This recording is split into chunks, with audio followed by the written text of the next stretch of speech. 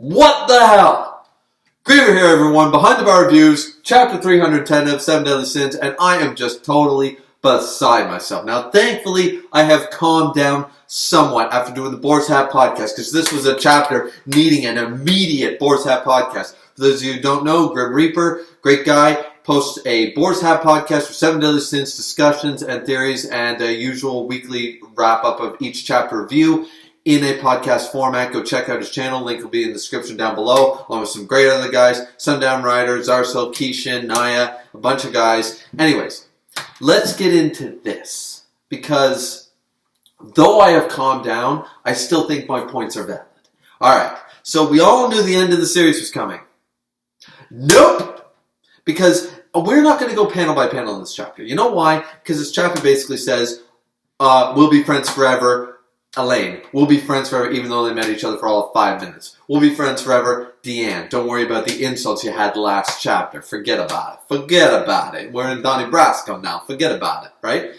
And as you can tell by my hair, I've been pulling it out since this chapter dropped 4 hours ago. It's been nuts, right? Because when I first saw the initial leak, the drop, I thought it was a joke. I literally thought it was a joke, and I laughed. And when I read this chapter, I laughed at the ending. Because the rest of the chapter simply goes, okay, Barch is upset because Elizabeth won't be taking the throne and all that stuff with Meliodas. We have, once again, we just have a bunch of reaction shots. We have Hawk outside singing. We have Deanna, everyone being a little solemn. We have Elizabeth explaining, wait, don't worry about it, don't worry about it. Meliodas shocked, like, really, you're going to come to the Demon Cat realm with me? And she's like, yep, determined face and everything. And it's like, nah, determined face all the time. Meliodas goes on to say his goodbyes, basically like, you guys, I've done some terrible things, and he lists basically all the problems in the series and before the series, saying it was all just for one woman, but I still treat each and every one of you, I treasure you, blah, blah, blah. This would all be nice sentiment, but once again, this is tarnished, in my opinion. All this lead up is tarnished because of what happens. In a sense, see, I'm so conflicted now.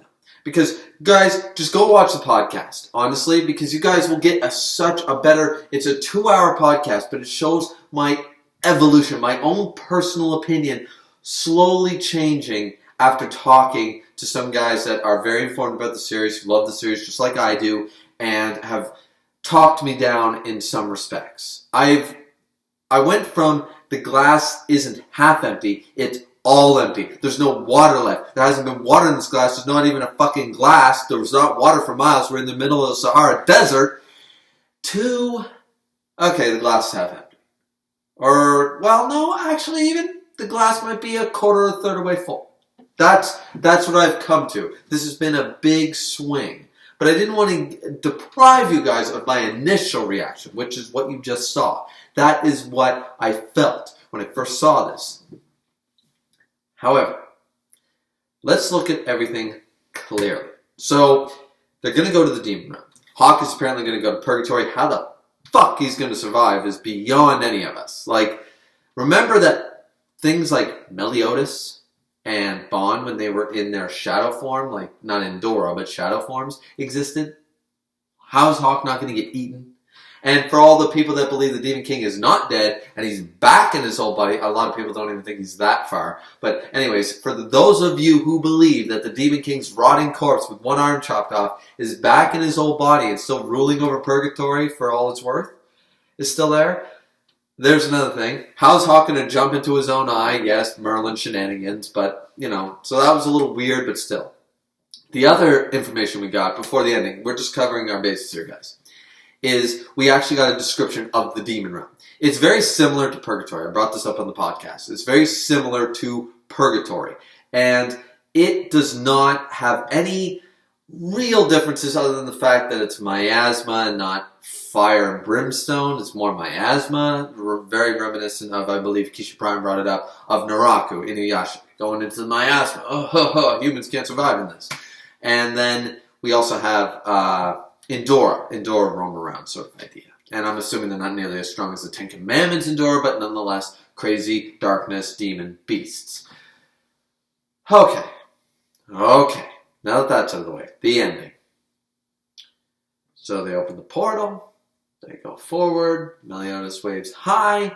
Like, see you later, guys. We're on our way. Next panel. Boom! The boulder!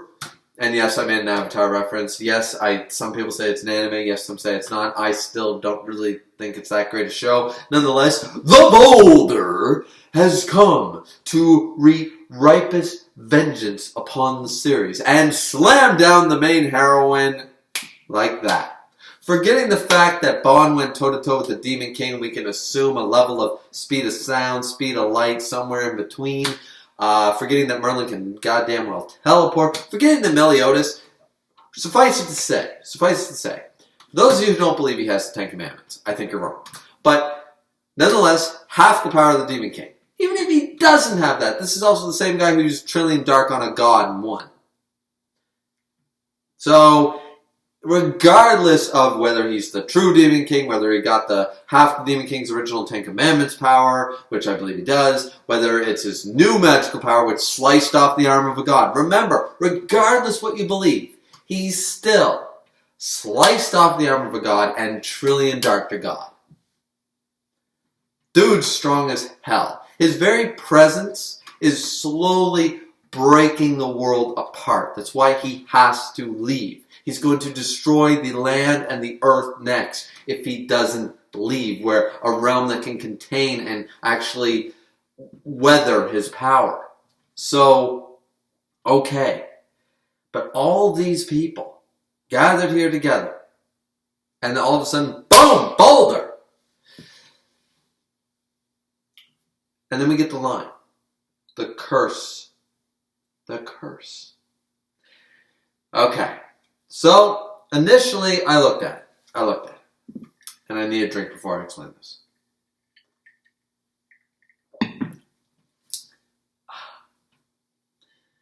So, couple of issues that I foresee.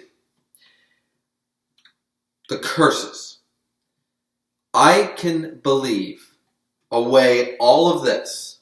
I believe away everything I just explained about Merlin's teleportation, Meliodas' power, Bond's speed of sound, light, whatever, somewhere in between, to prevent this Elizabeth's own strength. And this boulder would crush her and kill her, and nobody would be able to, like, split second done. And nobody would be able to stop it. I can believe this if this is because the 3 days are up. And it's the curse. Because you can't convince me that after over 100 Elizabeths, Meliodas didn't try to put her in a little box and protect her from the world, and she then just pulled a death note and died of a heart attack. Or a lightning bolt would strike down. Even if Merlin, you're not telling me Merlin tried to put Elizabeth 87 inside of a perfect cube, and the perfect cube didn't have a fracture in it for a split second, and boom, lightning bolt and dead? Like, you can't tell me they haven't tried everything. They need to actually break the curse, right? So, I can believe if that's the case. And the lines here stated that it's something to do with the curse. The curse might not be over. It's not over yet. Next chapter title, blah, blah, blah. Okay. But then what the hell did Meliodas destroy? You also can't convince me that Dol Gother being there with most of his memories intact, Merlin being... she has all the... remember, every demon spell, every demon art, and she's been studying for 3,000 years. Or somewhere equivalent like that. Somewhere like that. And you have Meliodas and Bond, and all these people. And you have people like the Fairy King, who would be able to sense, certain things. All these people with the ability to sense things too, right? You can't convince me that these people, Elizabeth included, Goddess Elizabeth, when she did Curse Reveal, and the 2 curses showed up, and they bang, gone. What did he destroy? Now, some people have brought up it was only the Demon King's half. Elizabeth would have to defeat the Supreme Deity and defeat her section of the curse. Like, there's 2 halves of the same coin, a yin-yang. They destroyed the yang, not the yin. Okay. But that has no precedent, and it would make me mad. The other thing is the fact that maybe the series was going to be axed, and that's why we were leading up to this ending. And now we're not. Maybe we got an extension. Maybe there's still room to go. there's so much potential here. I don't want to get too much into the whole Rock on Elizabeth thing, because honestly, I found it funny. Most of the guys in the board have fun fighting. Every single person I talked to laughed at this. As I told you guys at the beginning of the review, when I first saw it as a Raw, I thought it was fan fiction. I thought some very talented person copied Nakaba's style and drew it for the lulz before the chapter was dropped. That's what I thought. Because I was like, there's no way. This is fan fiction territory. This is someone trying to create a sequel series or trying to continue the series. The series is over. We're in the final stretch. And all the chapters leading up to it. Epilogue 1, Epilogue 2, Epilogue 3, Goodbye or Farewell, 7 Deadly Sins. The final, the climax, the end is nigh, the war is over, they can be together, blah, blah, blah, blah, blah, reunion, blah, blah, blah, blah, blah. Every synonym known to man for it's over, it's ended, it's done, was used. But apparently it's not. Now, apparently Nakaba thinks he's Sosuke motherfucking Aizen. He thinks he's the great chair son. And you're not, bud. I'm still mad about this. I'm still mad. I'm happy, though. After talking with the guys in the Boar's Hat, I initially was very salty. But now I'm happy, because a series that I love, even though, as certain people on the Boar's Hat pointed out, that I am very upset by a lot of what's been going on, especially since Chapter 300. The series took a downward spiral of bad pacing, bad payoffs, and now we're close to a shonen ending. There is that. But this is still a great series. It's still, for all its flaws, this is a series that I love. So I have to take it at face value that this might not be a couple of chapters. We might be getting a few months, maybe even half a year worth of more chapters of this series. Now, very, very, as Nia D. Hemmings pointed out, go follow his channel, very skeptical, very cautious optimism on that. Because I don't want to get my hopes up. Because this potentially could fall flat. The series could still end in like 3 weeks. And it'd be like, boom, done.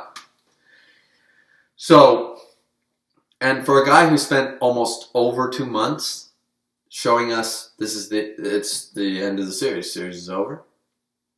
I gotta hold out my judgment. I've been judging it, and that's what, as a weekly reviewer, that's what I have to do. But I don't know if this was a great idea or the worst idea. I don't know yet. I see the potential. We'll still get some explanation about Wheelchair Gother, what happened in the past. We'll get some Supreme Deity action, maybe some Mother of Chaos. We'll talk about whether the Demon King still lives or not. Once again, I think he's completely eradicated, destroyed, dead. Meliodas is the Demon King. Escanor backstory, maybe a finale with him and Merlin finally. Will Escanor get his grace back? There's so much potential. Arthur, things like that. Zeldris and Gelda. There's a lot of things still potential there, of course. If we get those answers, this might not have been a bad trick to play, a troll, a Rick roll on us. But yeah, I at this point, guys, I'm just ranting. I'm tired. I already talked about this for 2 hours. Please, guys, go check out the Boar's Hat podcast. This review does not say it enough about all my thoughts and what I think about the series. All I can say is that if the series ends in the next 10 to 15 chapters, in the next coming weeks, then my problem is what a waste. Because though the ending wasn't great, had they fleshed out the Sinner Demon and then fleshed out the Demon King fights for an extra 5 to 7 chapters, the ones we're going to use up now, if they had fleshed out those fights and then had this epilogue 1, 2, 3, 4, 5, 6, 7 sins end of series, that would have been a more satisfying conclusion, potentially. With some things wrapped up about why the Supreme Deity didn't intervene, sure. But if we fast-pace this, like a shonen ending does when a series is about to get axed, and then played 5 ending chapters just to go, not over yet, and don't give us more than 10 chapters, then that whole thing was a waste of time. Because it's not good the way it stands, in my opinion. It's not fleshed out enough. From the Sinner Demons reveal on, has not been fleshed out enough. The battles weren't fleshed out. Characters were pushed to the wayside. Off-screen stuff since the epilogue started. These felt like very shonen-paced, rushed things. And if that's the case, and the series is still going to end soon, then this whole trolling thing is nothing but a middle finger to the fans. And I'm hoping that's not what Nakaba's doing.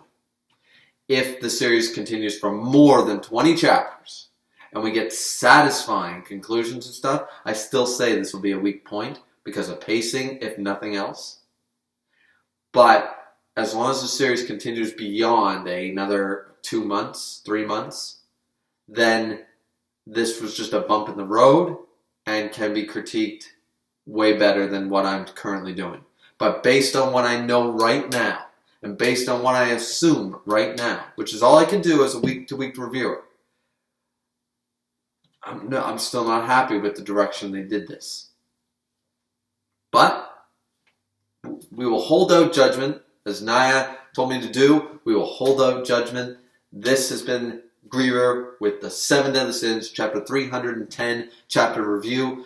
Like, dislike, comment, subscribe, all the good shit. And once again, follow the guys in the description down below. Follow Fang Striper, Grim Reaper, Sundown Rider, Nia D. Hemmings, Keishan Prime, all those guys. The Boys Have Podcast. Keep watching, guys. I appreciate it. Of course, every view, every like, every comment. And as always, this has been Griever with your Behind the Bar reviews for 7 Deadly Sins. Chapter 310. I guess we're not quite over yet, guys. Drink responsibly as always. See you next time.